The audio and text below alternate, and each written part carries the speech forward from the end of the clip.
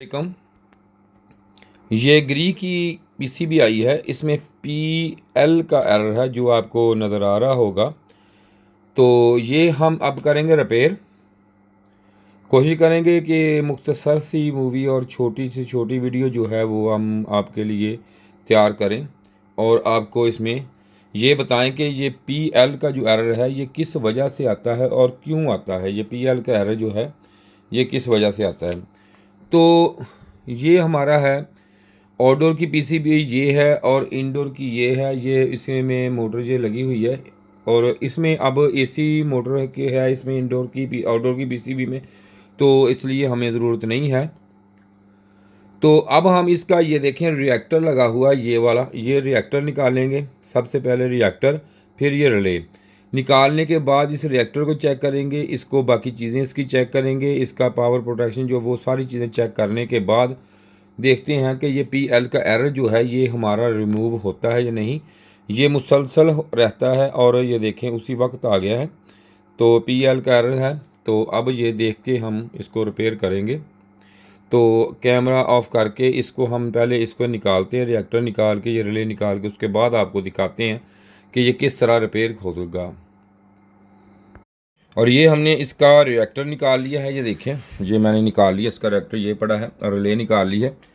अब मसला ये होता है कि इस एरर में ये आपको ऊपर से प्रिंट नज़र आ रहा होगा, ये देखें ये अंदर से इसका जो है मिस हो जाता है जिसकी वजह से ये एरर आता है। इसमें अब कुछ भी नहीं और करना, हमने ये निकाली, इसको हमने चेक करके ये ठीक है तो हम दोबारा इसमें रिएक्टर लगा देंगे और रिले की वजह से भी मिस होने की वजह से ये पॉइंट है जो 220 के मिस में हो जाते हैं, तब भी ये एरर आ जाता है इसमें। तो अब हम इसमें दोबारा ये चीज़ें सिर्फ़ और सिर्फ निकाली हैं साफ़ करके दोबारा ये रीसोल्डिंग कर देंगे इसको, तो ये एरर हमारा जो है ये रिमूव हो जाएगा। अगर बाकी अक्सर मैकेनिक भाई हमारे तो ये इधर से चीज़ें वगैरह भी काफ़ी तक ये हद तक निकालते हैं, करते हैं, देखते हैं भाई इसमें से कोई चीज़ की पहले सबसे आप ये काम कर लें तो उम्मीद है कि आपको भी इस करने से आपका जो एरर है वो रिमूव हो जाएगा।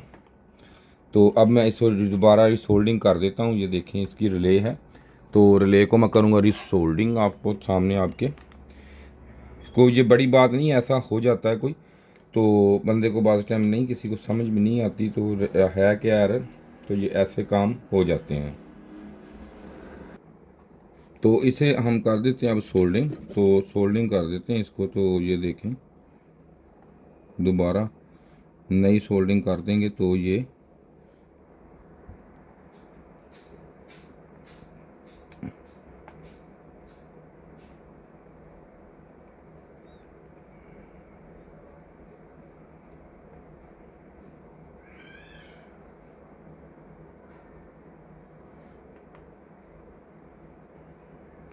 सोल्डिंग हमने कर दी इसको चारों पॉइंटों को। तो ये देखेंगे ये लो वोल्टेज के हैं और ये इसके कंट्रोल जो स्विचिंग के हैं ये हैं। तो इसे दोबारा ज़रा अच्छी तरीके से कर देंगे ताकि मिस ना हो। ठीक है, हो जाता है कि ये डाई सोल्ड होने की वजह से भी एरर आता है। तो अब इसके बाद हम लगाएंगे ये रिएक्टर लगा देंगे। रिएक्टर लगा के तो हमने ये इसमें रिएक्टर लगा लिया है। अब इससे करेंगे सोल्डिंग। तो ये सोल्डिंग आप देख लें कि इसको किस तरह किया जाता है।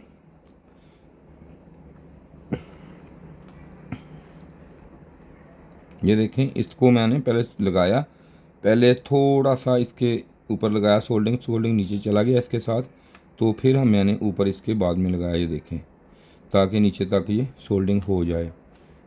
अमूमन ये ना कार्बन की वजह से नीचे से ड्राई सोल्ड हो जाते हैं, तो लोड होता है इस पर ज़्यादा एम्पेयर का, तो ये फिर थोड़ा सा भी ये देखें नीचे तक चला गया। देखें बाद में मैंने ऊपर इसको सेट कर दिया है। इसको यही तरीक़ाकार है, ये देखें पहले इसकी मुकम्मल ये देखें इस तरह लगा के, तो मैंने बाद में इसको ये देखें इस तरह लगा दिया। अब इसमें यही चीज़ होती है कि नीचे से अच्छी तरीके से ये सोल्डिंग हो चुका है। तो ये देखें ड्राई सोल्ड था जिसकी वजह से ये एरर हमें मिल रहा था। तो डिस्प्ले पे देखने के लिए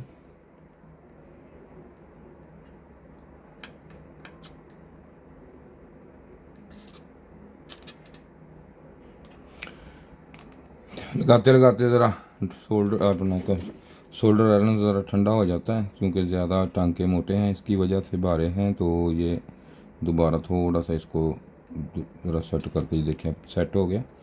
तो अब इसमें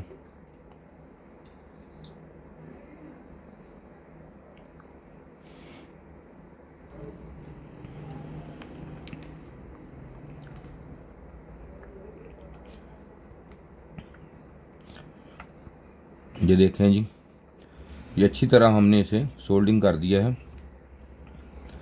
अगर मैं वैसे ही से सोल्डिंग करता ना तो इसने वक्ती तौर तो ये ऑन हो ही जाता, तो इससे ये होता है कि दोबारा ये फिर कुछ टाइम के बाद इसमें फिर कंप्लेन आ जानी थी। बेशक 2 दिन चलता, 3 दिन चलता, 5 दिन चलता, तो इसमें फिर दोबारा कंप्लेन आ जानी थी। इसलिए मैंने इसको बाहर निकाल के ही लगाना बेहतर समझा। लो जी, मुकम्मल ये लग चुके हैं अब। तो अब ये देखें आप कि ये मैंने ये जूम करके भी आपको दिखा देता हूँ मैं। ये देखें, ये मुकम्मल ये सोल्डिंग हो चुकी है। ये रिले लगा ली है हमने, ये मुकम्मल लगा लिया है। तो अब हम इसे फ़िटिंग करते हैं। ये फ़िटिंग करने के बाद इसको जो है कि बाकी सिस्टम सारा लगा के हम इसको, तो फिर हम इसको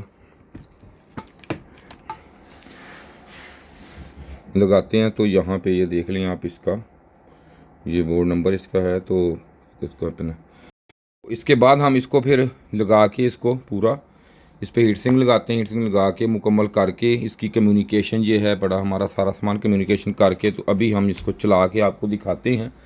लेकिन ये बोर्ड इसलिए हो गया, ऐसे रिपेयर हो गया। तो ये देखें, इधर से हमने इसकी कोई भी चीज़ जो है, कोई असेंबली रेजिस्टेंस हो या कोई भी इसकी चीज़ हो, जो हमने ये देखें बिल्कुल नहीं, किसी चीज़ को भी हाथ नहीं लगाया। ये आप देख सकते हैं।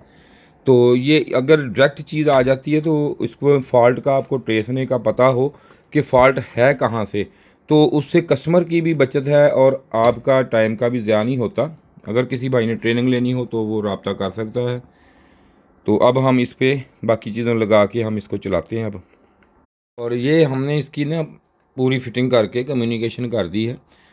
तो करके अब देखते हैं इसमें जो एरर है ये रिमूव हुआ है या नहीं। अब चलाते हैं अब इसको हम। ये देखें, सेंसर भी लगा दिए हैं, इसका जो ओवरलोड होता है ये भी लगा दिया हमने।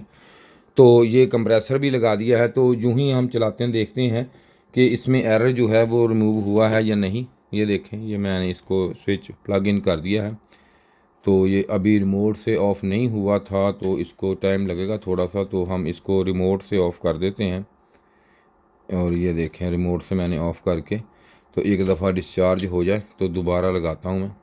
तो अब ये डिस्चार्ज हो चुका है, दोबारा हम इसके प्लग इन करता हूँ मैं। तो इसे अब करते हैं ऑन हम। ये देखें हो गया। तो ये रिमोट से ऑन कर दिया। सेट टेम्परेचर इसका देखें 17 है। तो अब देखते हैं कि कंप्रेसर हमारा ऑन होता है या दोबारा इसमें कोई एरर है। अब ये देखें, मोटर हमारी जो है ये ऑन हो चुकी है।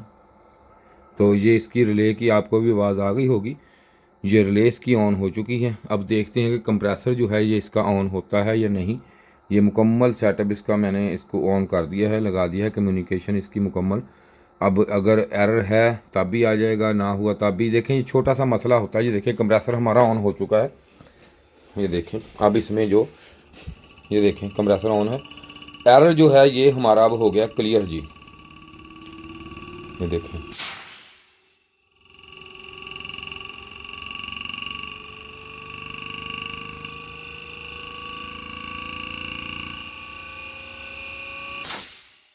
लो जी, एरर क्लियर हो चुका है हमारा।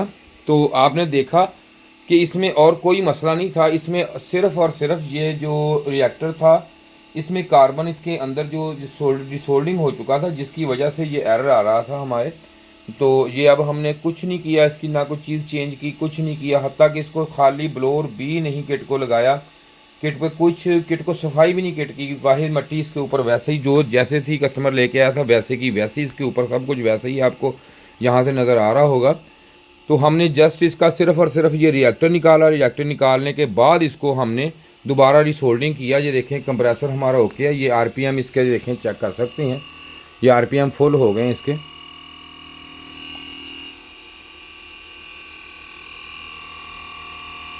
फुल आरपीएम पे चला गया।